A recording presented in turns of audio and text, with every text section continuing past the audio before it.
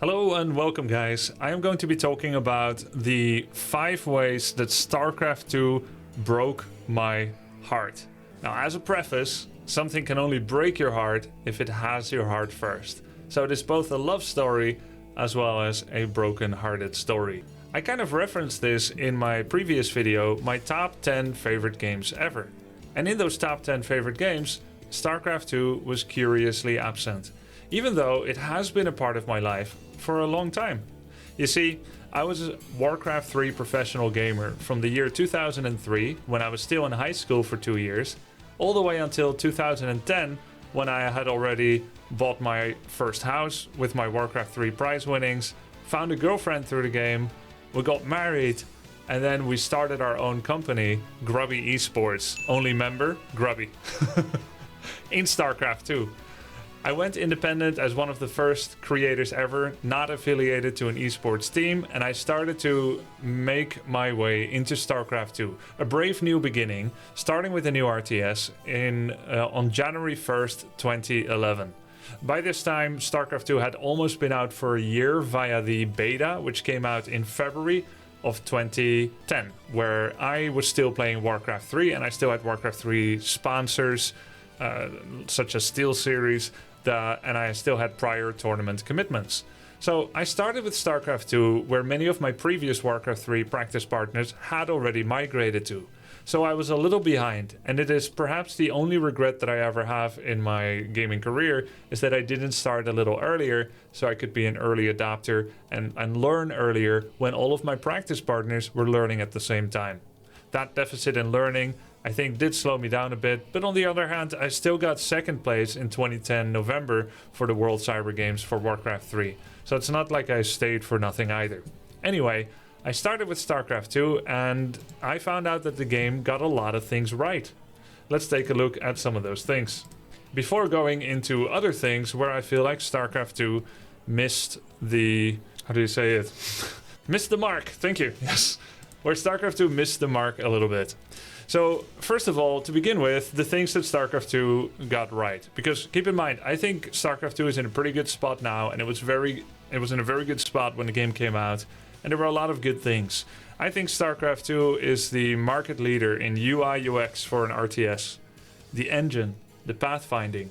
So, in Starcraft 2, you can have infinite building and unit selection on a single key.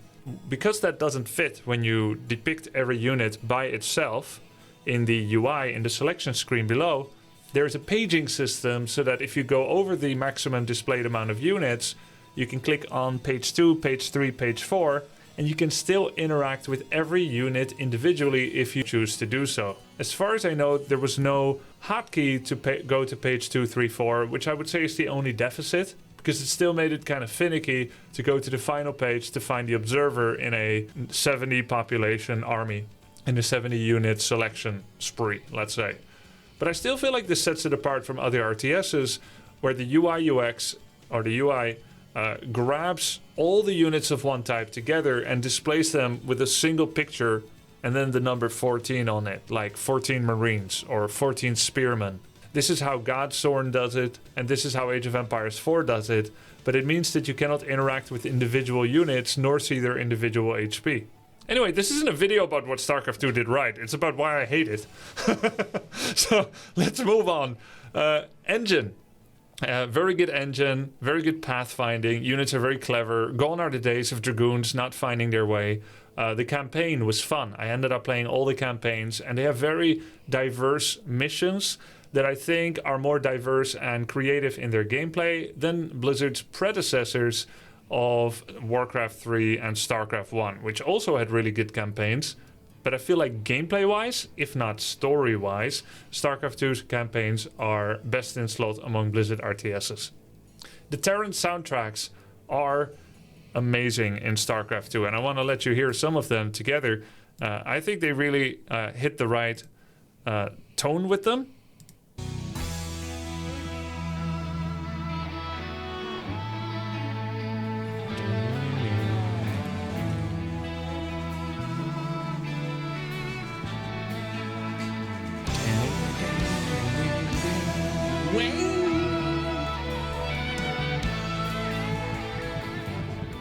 Very good music. Very good music. I love it. But I feel like they didn't hit the right notes as much with Zerg and with Protoss. Now, the funny thing is, I am in real life a human person of Homo sapien race. And so maybe that's why I can really identify well with Homo sapien music. I think if there were real life Protosses and Zergs, they probably said the Zerg and the Protoss music is their favorite in StarCraft 2. But somehow StarCraft 2 is a game about 2 alien races and 1 human race, and it somehow still has to create a music spectrum and a music landscape that feels identifiable to humans, which is kind of unfair, because insects probably love it, as well as super advanced firstborn Zelnaga created babies Protoss. But let's listen to it and see if they quite hit the same notes with their music. This is Zerg for StarCraft 2. See if it hits the same jam that Terran does.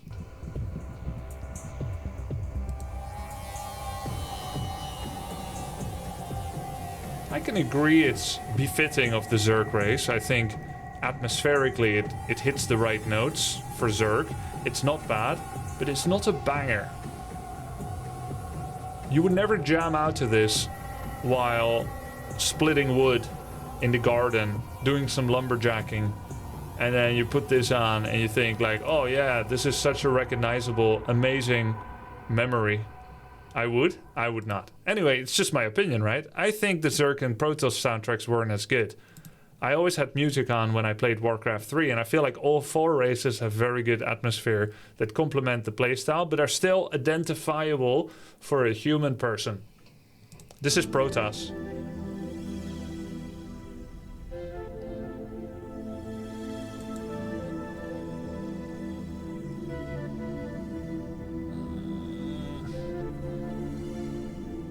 This is the most replayed part. It's very chill. But is it as cool as Terran?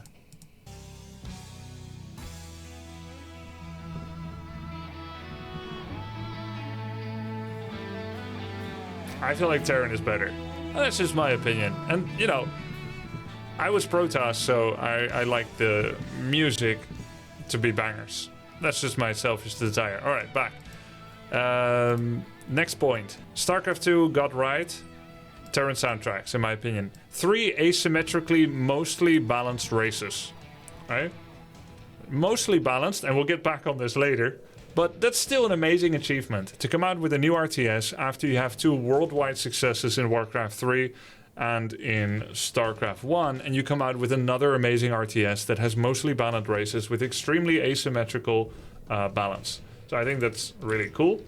Then you've got new interesting units, such as some of the best units that I think StarCraft 2 has. Stalkers, where you can have the blink micro. They're not as strong straight up in a straight up fight, but the blink gives them a lot of flexibility and creativity. Phoenixes, Vikings, Roaches, Banelings, Immortals, Hellions, Hellbats, and Thors.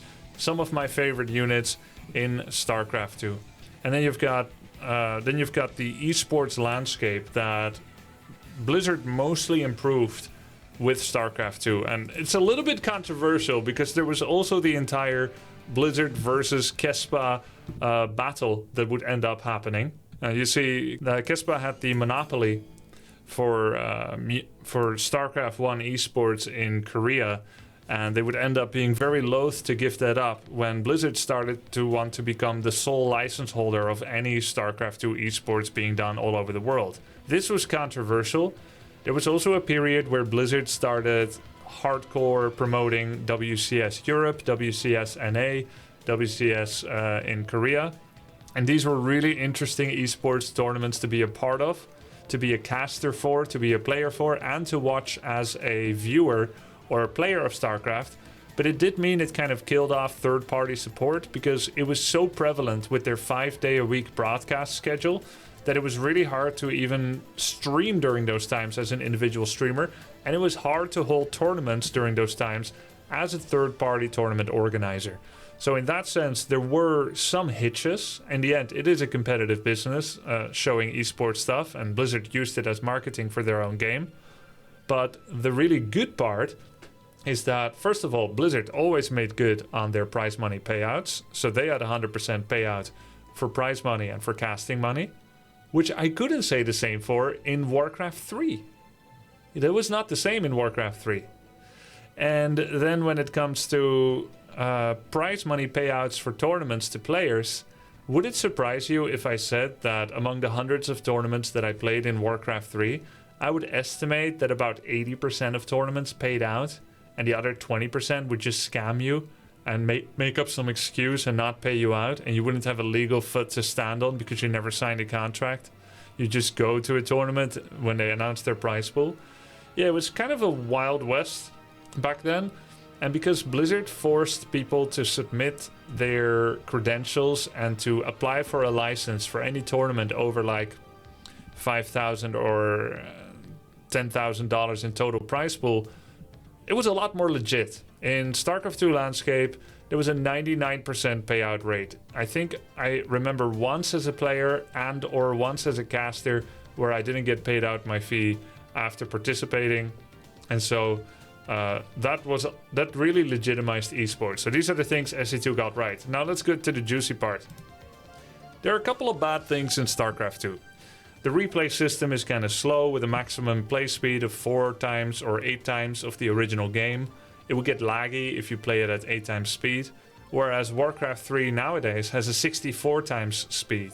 And the 8 times speed actually worked really well in Warcraft 3, whereas in SC2 it was so slow it almost felt like 4 times. There was a lack of a reconnect system, which means disconnects, of course, could be quite kind of problematic. Though later this was added via replay, continue from replay, and that was pretty impressive. The Observer UI was somewhat lacking, but the community here made mods, which actually ended up helping a lot. I think they were called GameHeart. It took some time for Blizzard to adopt that in their tournaments, and initially it was a little lacking, but it was fine. Soundtracks, I think a little lacking. It's a small deal. In my opinion, the engine Pathfinding is a little bit too fluid. You see, I'm a big fan of Warcraft 3's semi-intelligent Pathfinder and engine. This really allows for clever surrounding mechanics and anti-surrounding mechanics, as well as body blocking and anti-body blocking mechanics. This adds a lot of depth on the player field, which allows you to express your micro in battles in meaningful ways that the fans love to watch because they know it is relatively skillful and difficult to execute. But in StarCraft 2, you could just have 6 Zerglings and you A-move them into a Zealot and it just auto-surrounds them instantly, and it doesn't really require any micro because the engine is that good. And so surrounds ceased to be exciting in SC2 because it would just happen, right?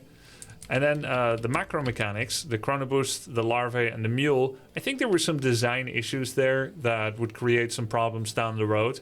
Though I wouldn't say that it could be predicted when Wings of Liberty was being developed, that it would become quite the issue that it would become later. But then rebalancing later could be better.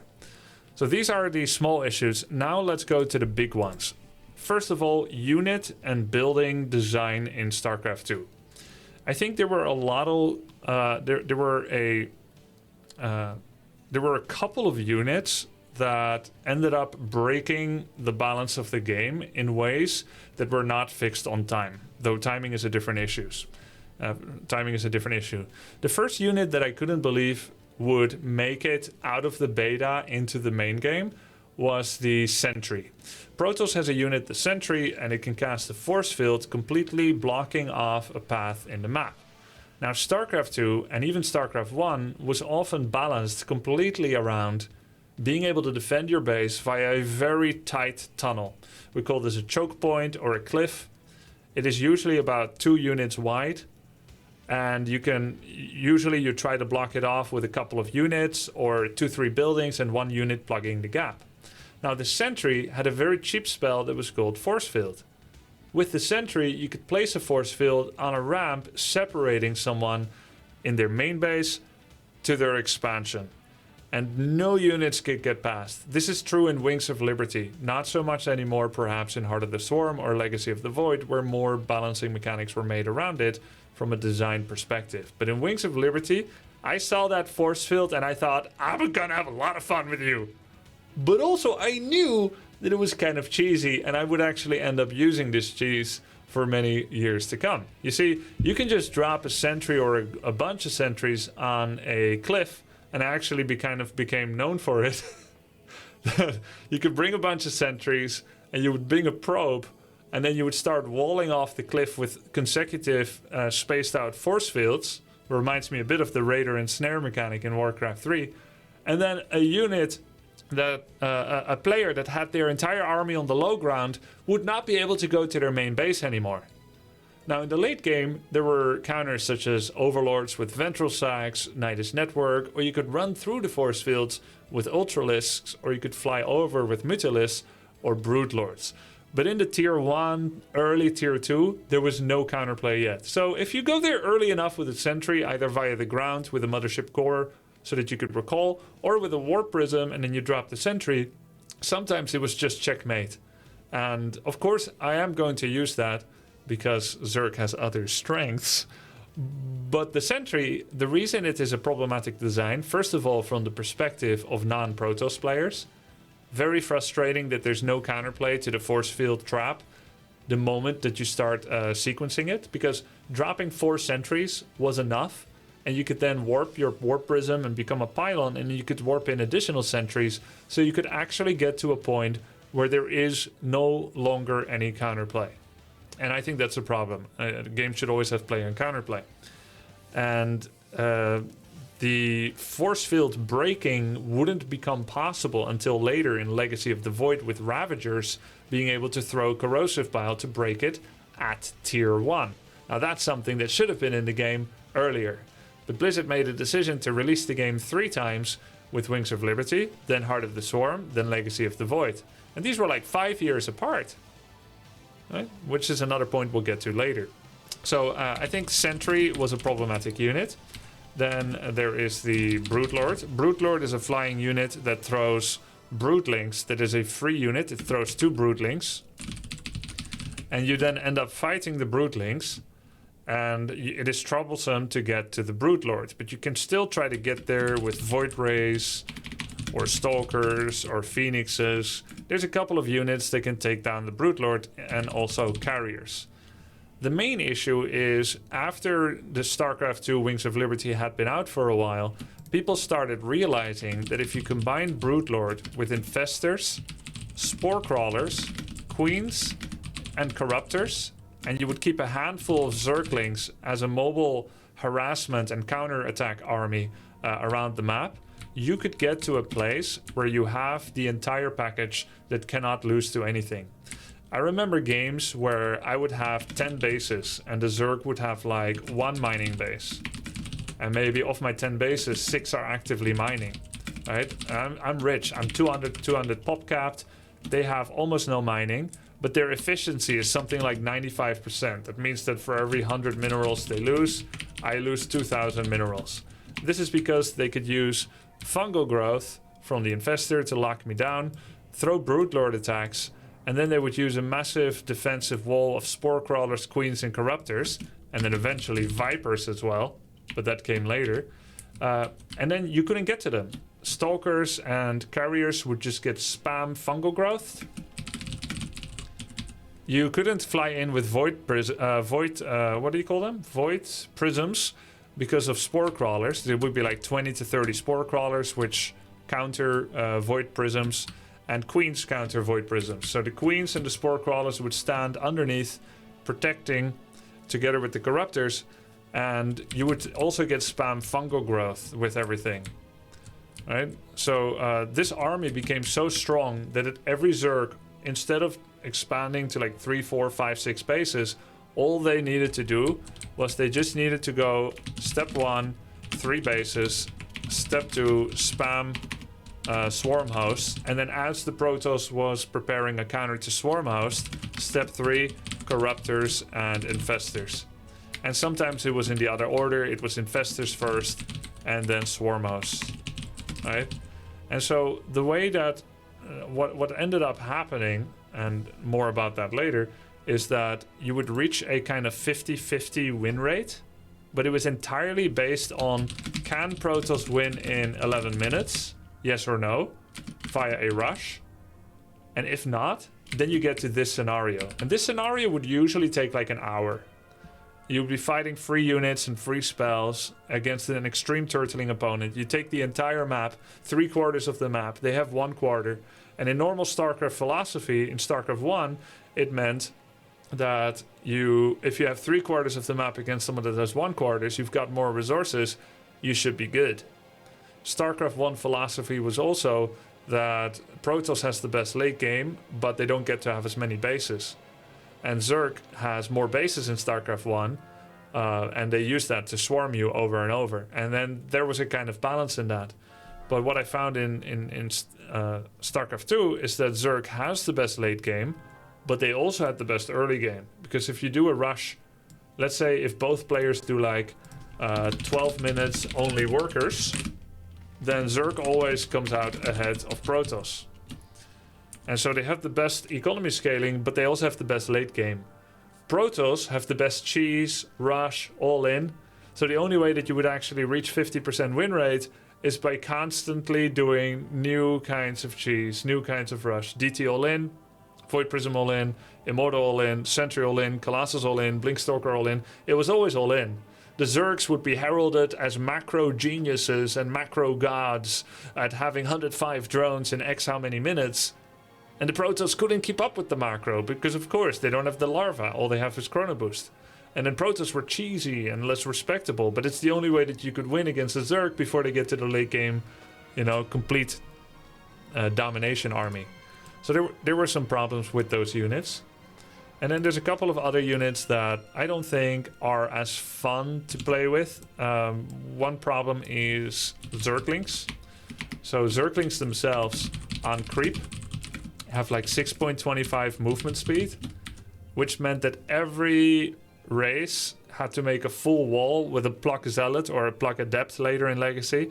And if you don't do that the entire game, you do a full wall to your base and you plug it with one unit, then Zerglings, like 6 to 8 Zerglings would get into your base and they would instantly kill all your probes and the game would be over.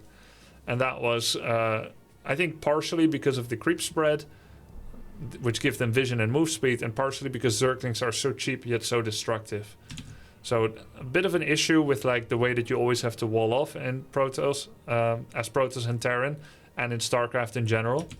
And then other units I don't really like, just by unit design. Widowmine, I think, has a large attention deficit disadvantage for the non-Terran player.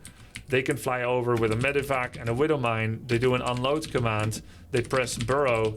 Now there's 2 Widowmines in the probe line. And now you're going to lose 10, 20 probes if you didn't look for 0.1 second. If you do look, you will still lose 2 probes and you will still be out of money for a long time. And all they had to do is to fly over with the speed boost, drop 2 mines, you lose all your workers, and it's just so destructive. Right? And then, so there's the Sentry, there's the Broodlord Infestor, the Zergling, the Widowmine. I think there's a problem with Warp Gate, and there's a problem with Larvae. So Warp Gate, I feel like, was a big missed opportunity. Warp Gate is an upgrade from the Gateway. A Gateway is a normal Protoss barracks, and it produces normally. You start a unit, and then it starts making, right? A Warp Gate is a 50-50 upgrade in the Cybernetics core that allows you to do reverse cooldown. This is actually mirrored in the Infernals in Stormgate. Infernals in Stormgate also have reversed cooldown. What does that mean? Let's say you could make one unit. When you make it, instantly finishes, right? Then the cooldown starts, 30 seconds to 0 seconds. And then when it finishes, you can do it again. So the cooldown starts after the unit. What this led to is a different kind of macro that is asymmetrically interesting. But the result of it was that you could warp in key units like High Templar and Dark Templar in key places and you could make very quick decisions after freeing up supply that could be problematic for an opponent to deal with. The Kaidaran Amulet High Templar was one such problem, where you could just warp in a Templar and 2 seconds later you could Side Storm. And it was on demand, it was possible anywhere on the map. You could warp in aggressive Dark Templars. The main problem that I think happened is that gateways are completely obsolete after a time. I feel like Warp Gate offered a kind of strength with how you could warp in units instantly. But one thing that I think would have always been really cool is if gateways had shorter unit production time and Warp Gate get the instant reverse cooldown. This would have been cool. So you could keep some as gateways and just start making units like you do from the robotics facility and from the Stargate, and just like how Terrans do it from the factory and the barracks, etc. But if you want some gateways on Warp Gate mode, then you could turn them into that, but then it adds plus 4 seconds to the reverse CD. That would be pretty cool.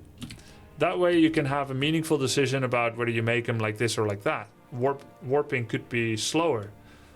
Because they made it both instantly and they kept the same training time for a unit, the gateway just becomes obsolete. There was no reason to go for gateway anymore, and that meant that the entire race of Protoss would always be rebalanced around the fact that they can instantly warp in units anywhere on the map. Again, sponsoring cheese. And this is a kind of racial philosophy and a racial identity that Protoss is never really able to shake as a cheesy race. Of course, quite suitable for me, because I like cheese. But it would be cool if all races could get similar respect, being able to macro and cheese, and I feel like that was kind of not able to be achieved as much because of all these kinds of mechanic, including the Chrono Boost mechanic. Larvae, finally, I think are a bit of a problem. In Starcraft 1, larvae amount to the number of 3 per hatchery. You would make 1 hatchery per base that you were currently mining from. And in Starcraft 1, you would actually make more mining bases than the opponents as Zerg, because you needed those larvae anyway. And if you're going to make a hatchery to function like a barracks, you might as well make it at a mining base. What you would then see is that pro Zerg players would put fewer workers per base in order to reduce the risk of losing one of them or being harassed at one of them, and basically just spreading their eggs around the map. And this led to a very interesting dynamic where there was a natural form of swarminess from Zerg, because their hatchery, which is their economy gathering building, also doubled up as a barracks. They would want to have more of those anyway. Sometimes they even made macro hatcheries that were not at a mineral or a gas field, just to function like a barracks. And I feel like this is a healthy expression of a macro mechanic in order to get more larvae, and it kind of kept things in check. What happened in... Yeah, macro hatcheries were a must in Brood War? Yeah, exactly. So what happened in StarCraft 2 is that they dispensed with that mechanic for the most part, and they added a queen, a basic unit trainable from the hatchery that could inject larvae up to quite many times. She would inject, after a while the larvae popped, they come out, and then you could have many, many larvae per base. If I recall correctly, this was 18 larvae per hatchery. Zerg would still make many hatcheries, but now they've got 100 plus larvae saved up, which means that if they ever lost their 100, 150 population army, they could instantly remax into any unit of their choice. I say instant, you still have to wait for the unit training time, but they'd be training with the power of 100 plus barracks. Not all the time. They would then have to replenish their larvae again, but every so once in a while they could make a massive wave of production that took them from 90 population to 200 instantly again on a unit of their choice, with a choice that was delayed until the moment that they needed it, until they saw what army they lost to. And that is a bit of an issue, and I just feel like they get too many larvae saved up like that. So I found larvae a bit of a problematic unit as well. So that's on unit and building design. Next up, the slowness of crucially needed balancing.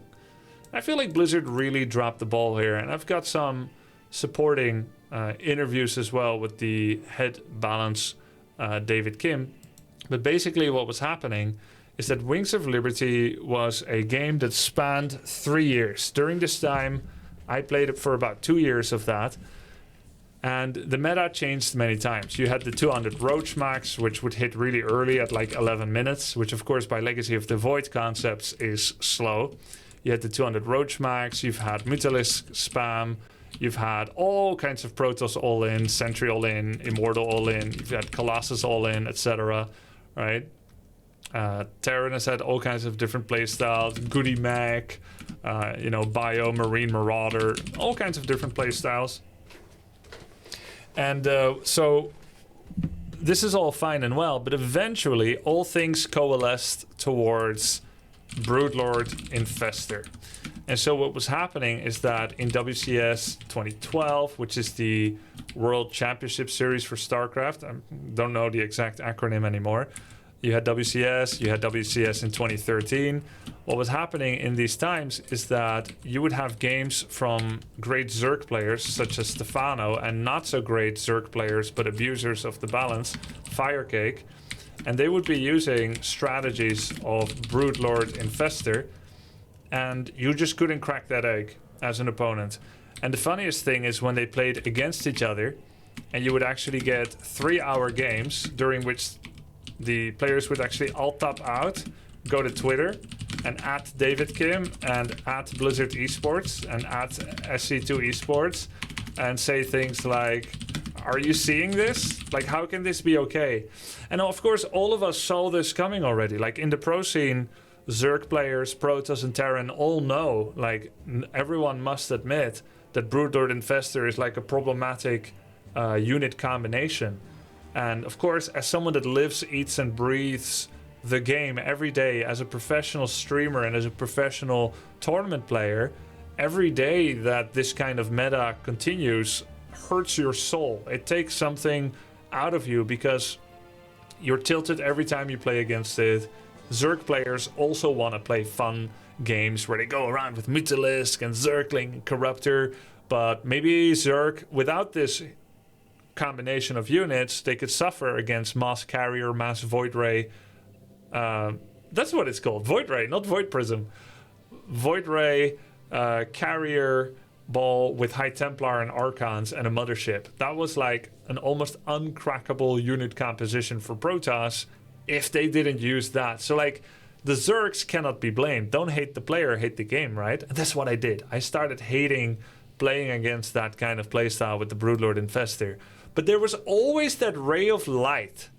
Even though Blizzard is starting to be a little bit less admirable and perfect as I always thought and hoped, at least we've still got 2 expansions coming out. Heart of the Swarm and Legacy of the Void. And surely any deficiencies in Wings of Liberty could be fixed in the new game, right? They will come out with crucial new units.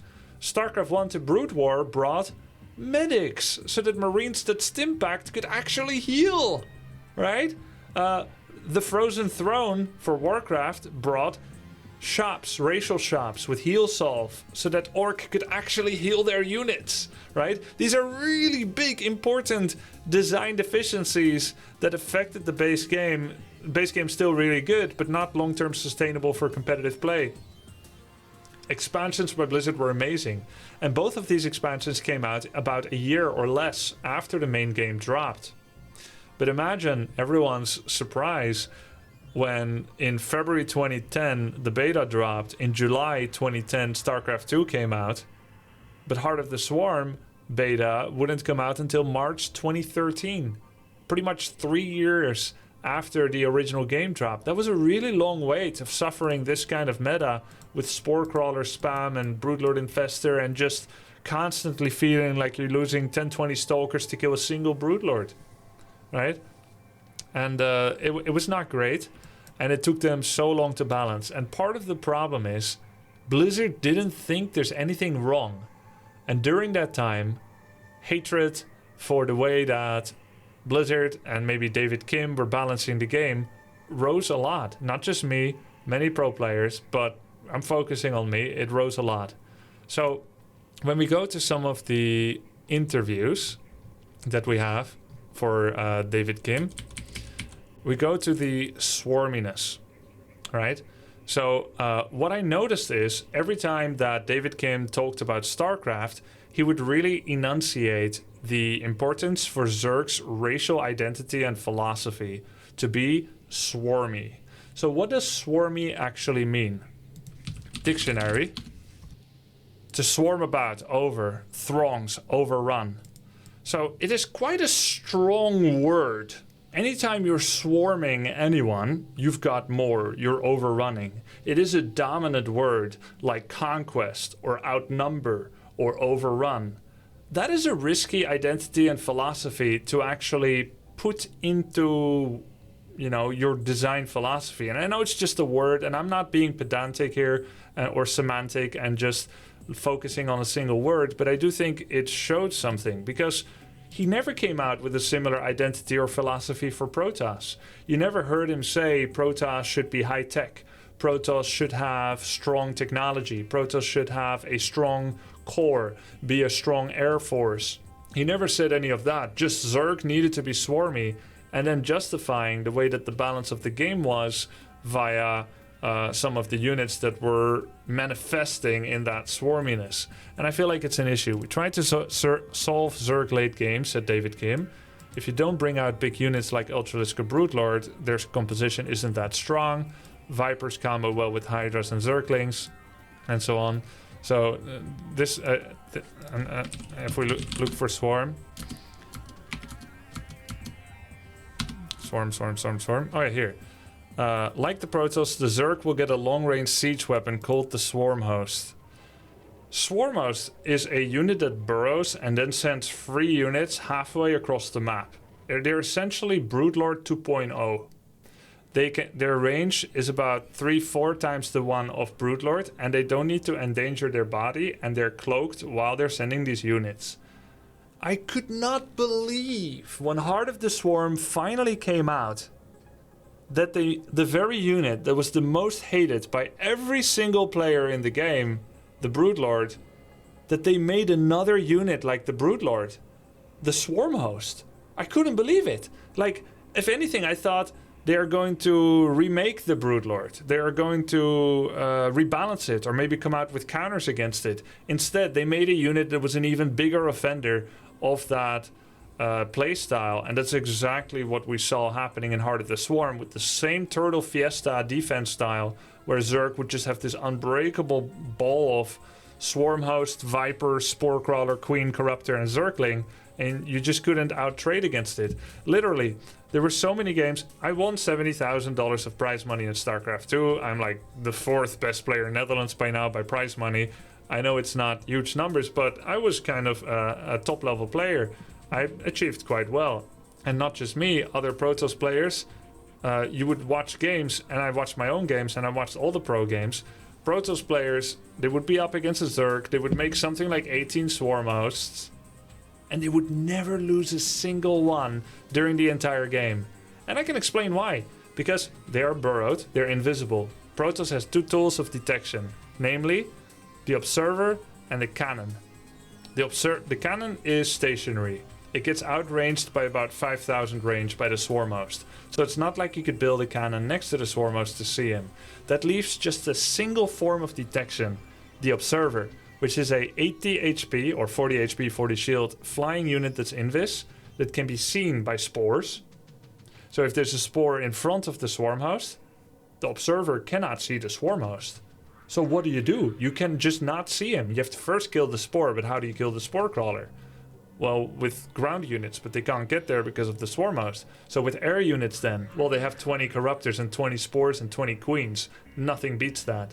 So maybe you try to go carriers, but by the time Heart of the Swarm came out, Vipers were a thing. So you could Viper yoink all the carriers or what's that long unit, the Tempest, into the Spore Queen Corruptor. And then you couldn't get there. They could also use Fungal Growth or Overseer spam, which don't cost food at all, to Viper abduct your observers so that you don't have detection. The solution was so simple. All that Blizzard needed to do was to take the 3rd form of detection that Protoss had. We already talked about the racial identity a bit. The 3rd form of detection that Protoss had which is oracles. So oracles say that they reveal when they use their reveal ability. I forgot exactly what it's called, but there's a flying unit, the oracle, and it has a reveal. Reveal says that it reveals enemy units, and it's true. It tags them with something like Fairy Fire, Revelation. It tags them with something like Fairy Fire, and that sticks to units, and it's similar to the Druid of the Talon spell in Warcraft 3. But the problem is, although it says it reveals the unit and it gives vision around them, and this is true and it works, the moment that that unit goes invisible, the reveal continues to be a debuff on them, but it no longer works. So if you reveal a Swarmhost and they burrow then, you don't see them anymore. The buff is on them, but you only see them when they unburrow. So it doesn't do anything. And I said publicly, and I sent it to Blizzard, I said, why not? Like, it's very obvious to me to see that there is no way to see the Swarmhost. You cannot get observers there because of the Spore Queen, Corruptor, etc. You cannot get cannons there, and there's no other way. We don't have scan like Terran. We cannot spam 100 Overseers like Zerg, which don't cost food, right? What are Zerg detection? Fungal Growth, which is a spell that you can get to places. Overseer. Spore. So that's 3 ways, and one of them has no food, and the other is a spell. Then you've got the Terran. Terran has Scan, which you can cast anywhere. They've got Science Vessels, they have EMP, and they have Turrets. That's 4 types of detection. Protoss only has 2. I said it's very simple. Just give Reveal on Oracle, and give them a, which they have, give the Revelation a persistent cloak detection mechanic if someone burrows. EMP doesn't work on burrow. EMP doesn't work on burrow. Yeah. A Raven, not Science Vessel. The Raven, not the Science Vessel. Yeah, true. Just give Revelation a persistent cloak detection mechanic. And during all of Heart of the Swarm, they never did. Even though the solution was so obvious. And then in Legacy of the Void, by the time my heart was finally broken and I said, F this, I don't want to like do another expansion of gimmicky, finicky units while Zerg gets all the candy of late game supremacy. And I actually quit. I was done. I switched to Heroes of the Storm. Finally, they gave Oracle Revelation persistent cloak detection. They could have done it in Heart of the Swarm, but they didn't. And that's why their slowness broke my heart. The racial identity for Zerg was swarmy. And you could see David Kim talk about this. Here. This was an interview with Team Liquid and David Kim. And they asked him, the Stefano-style Swarmhost-based compositions in ZVP are beginning to feel just like the Infested Broodlord compositions from Wings of Liberty. The Zerg would often hunker up on 4 to 5 bases with 3 units and starve out the Protoss in a split map situation. How big of an issue does the development team see this as? Now let me go take a look at the date of this. This was August 24th, 23. So this is month 8 of 23. In March, the beta came out. This is 5 months into Heart of the Swarm. It took just 5 months to reach this level of annoyance with the composition. That was already what killed Wings of Liberty interest. It's definitely a problem if that is the main way to use Swarmhost. Yes, it is. It is. Everybody knew that. Everybody knew that! That's the main way to use it!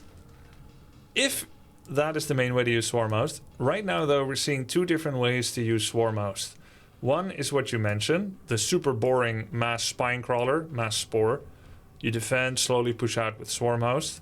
The other I think is more fun to watch. The Zerg uses Swarmhost to send Locust, then unburrow them right away, move them elsewhere, and burrow again, constantly play the hide and seek game. Except this never happened.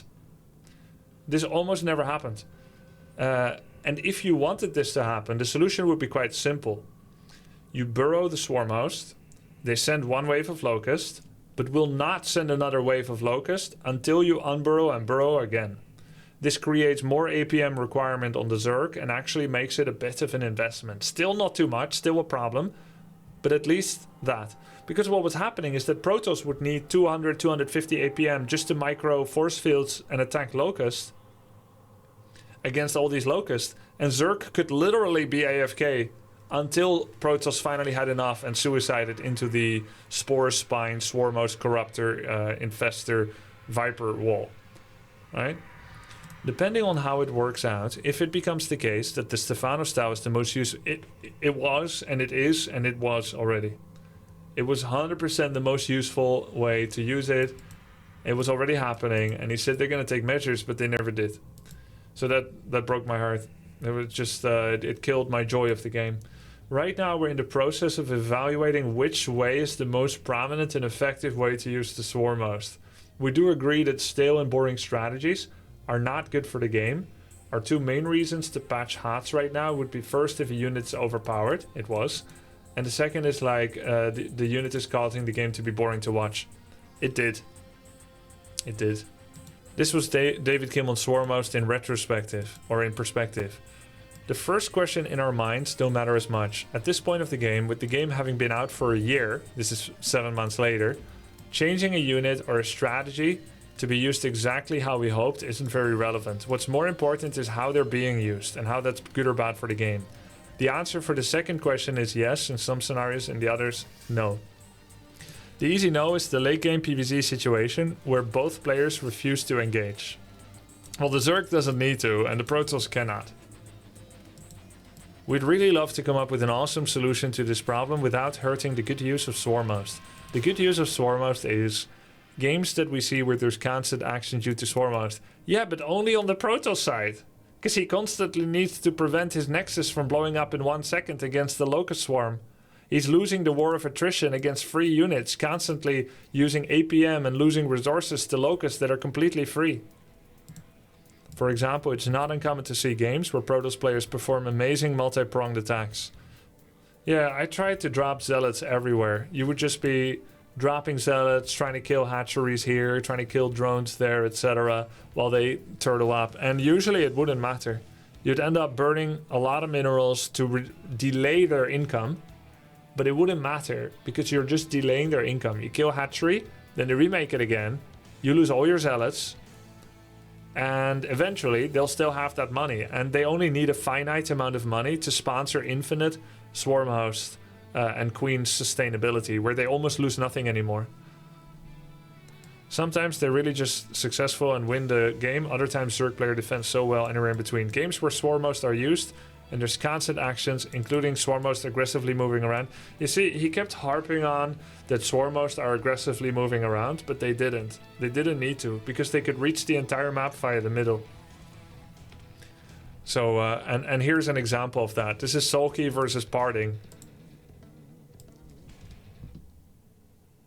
Keep the Swarmhost away from the High Templar, more importantly. Nice pull there, very cost efficient. So they do an abduct. You lose a Tempest. Yeah, that guy. Ooh. Okay, one more abduct. Lose a Colossus. Viper, and that was the only Viper he had, right? Yeah. So, So you've got this amazing, strong Protoss army. Kick him off the cliff. But all it can do is just keep defending against these Locust walls. So these Locusts keep coming and he can't fight. It doesn't matter if he fights it. You've got now... Oh, this is so disgusting. Broodlord and Swarmhost. It's like, as we said before, this game is a spot at the 100k. Look, Locust. World Championship. 3 units. And this could be it. There it is. Well, we do have a few storms hitting those Corruptors at the top side. Dead. And, oh dear me, a lot of those Corruptors dying off very, look where the very Swarmers are. quickly. They're not even on the map. They're not even in the screen. So he can continue to do so. All he has to do is kill off these Broodlords as well. And it's very, very close in the end. The Swarmhost still surviving makes it very, very hard for Parting. The Corruptor surviving makes this more difficult because the Broodlords and not a single Swarmhost was hurt. Wow. Sulky. Now imagine how Protoss can use multi-pronged attacks to get to the Swarmhost. They would have to bring a lot of observers just to even touch the Swarmhost. All of those observers could be instantly killed by Corruptors and Overseers, so you cannot even get to them. So the only way to even get to them is to first fight their Locusts twice with any other army that the Zerg has. And then if you finally get to them, they can just unburrow and leave. Or maybe they have like new units. It's so ridiculous. And David Kim and Blizzard looked at this and they said, this is fine. Swarmhost are aggressively moving around. And I hated it. So then, my next point that I really didn't like in StarCraft 2 is the massive disparity in time to kill for workers and the time to kill buildings. So Terran could drop 2 medevacs with Marauders and like practically instantly blow up your Nexus. It would go so fast. You wouldn't be there for 3 seconds and your Nexus is gone. Or maybe you are there and they micro and stim around and it just kills your Nexus. If you drop 8 Zealots, 2 Immortals, 4 Immortals, 8 Stalkers or whatever, it's not even close to being as fast of a time to kill the enemy command center, Planetary Fortress or Hatchery. There's a massive speed in deletion. If you get 10 to 12 Zerglings into a base, or if you get some Mutalisks into a base, or Banelings, probes are gonna die by the dozens, by the absolute dozens. If you get some Widowmines in worker lines, or a 4 Marine drop with Stim, probes are gonna die by the dozens. You do a High Templar drop, something that was really popular in Starcraft 1 and did amazing, terrifying damage. One Size Storm here, one Size Storm there. That High Templar drop that was so good in SC1 where you could kill like 10, 15 workers, that never worked anymore. SCVs have 60 HP, drones, they move smarter than an SC1 I suppose, they regen and whatnot. There's queens to help defend against this kind of thing as well. There's always queens. You wouldn't kill as much. You drop Zealots, they go for the queen first on auto attack, right? They don't go for the workers. So you have to micro and click every single drone. So you're killing 1, 2, 3, 4 drones. Zerglings, they just instantly blow up all the probes, practically. So for the amount of effort required, APM required, I feel like Nexuses and probes blew up a lot easier and faster than the others. I know this is kind of a skill issue as well, but it's something I didn't like, that there's such a big difference. And I feel like part of the reason Protoss' main bread and butter army on the ground wasn't allowed to be strong is because of the perpetrators of Sentry plus Warp Gate. Because Sentry and Warp Gate exist, Protoss' Gateway army was never allowed to be strong. Force Field being such a powerful area denial tool that had no counterplay in the early game meant that Zealot Stalkers would not be allowed to ever win against their counterparts Marine, Marauder, Zergling and Roach. Because of that, Protoss has the tech, but they're also the worst at economy compared to the other two. So it led to this place where you always kind of have to cheese because your units suck too much if you wait, and your economy sucks too much if you wait as well. So Protoss usually would just try to be on the defense because the amount of Nexus and probe losses that you could have against even small investments of harass was just too great. But on the other hand, you would have to all in because defending was an unsustainable strategy in the long term. And yeah, as I already mentioned, how long it took for the expansions to come out. Heart of the Swarm took 3 years and the older RTS Expos took 1 year. So yeah, these are some of the reasons that I kind of fell out of love with StarCraft 2. I feel like Blizzard made some mistakes with it that could have been fixed in relatively easy ways. They could have come out with the Oracle Revelation, some unit design flaws that I think were there from the start of the game that would end up becoming an issue. Just kind of like, I guess, a creative error by Blizzard that didn't quite have the magic of SC1 and Warcraft 3 anymore, in my opinion. That eventually led to me dreading playing against Zerg. I could still win 50-50% of the time, but I just never enjoyed it anymore because it was either cheese or get to the late game where you had no chance anymore. For the first time in my career, I started leaving games in ladder, even if I maybe had a chance, just because I knew I would still be playing against Swarm Host Locust for 1.5 hours and my stream would be over and I would have played only one game. So I just started leaving out of frustration. That's why when Heroes of the Storm came out, I started to become a mobile player for the first time ever. I wanted to play Blizzard's new game, despite their mistakes on StarCraft 2. Now, having said all this, I think StarCraft 2 is in a better place these days with Legacy of the Void.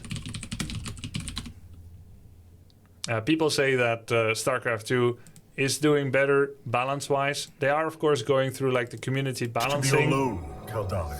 They're going through like the community balancing thing these days, where Blizzard has kind of abandoned the game, but will still copy community recommendations for how to balance the game. This is a little controversial because now the community members that are responsible for balancing are starting to take heat. That's why sometimes it's better to have a face on balance that is not a player, someone that has potential conflict of interest. I bet they're still doing what they can, though, to keep the game interesting. And overall, it seems like people do think that it's in a better place now than way back when. Though, of course, people will never be able to agree on the perfect balance for the game between Zerg, Protoss, and Terran. And I still see Protoss struggling to get tournament victories, the same as when I was playing. Though when I looked at the esports earnings for Starcraft 2, it seems like there was a pretty good balance between the different races that I honestly didn't expect. Because of my dislike for the way that some Zerg units functioned, and that I think they're the best race in StarCraft, I thought it was going to be worse than this. And this shows there's still a relative resource balance in prize money winnings, but it doesn't mean that each has the same options in playstyle. And I think a lot of these games were by Protoss like trying to cheese out the Zerg early before it gets to the end. I also don't know if this is 100% accurate.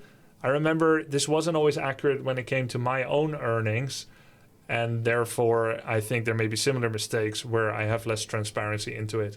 Overall, though, this is not hate on SC2 as a whole.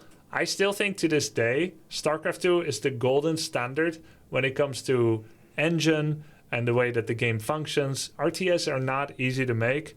I've loved the game very much, but it didn't make my top 10 because basically how the balance and the design was handled kind of soured some of my memories towards it, to the point that I even felt very troubled launching the game. That's how angry I was at it. And usually when people ask me about SC2, I feel some of that anger resurfacing, which is why I wanted to explain some of the things that I didn't like how they were handled in SC2. Nonetheless, SC2 has, and maybe I should have led with this, SC2 has had one of the coolest communities I've ever been a part of in the game scene. I think it's a really cool community overall on the whole. There's a lot of friendly and smart players that I've enjoyed playing against and with. I think of some of the friends I've made through StarCraft 2, like Harstem, Euthermal, Soke, and many others. And I've had a great time in the scene. And I've had such a great time meeting so many people at events during some of the tournaments that I ended up visiting between 2011 and 2014. There's a lot of good memories. It's just sad that Blizzard didn't handle the game better, because I feel like it could have been even better than it was, and then we would still all be watching and playing StarCraft 2 even to this day in greater numbers than it is currently getting. Thanks for watching my video. If you made it this far through my rant, now would be a good time to subscribe.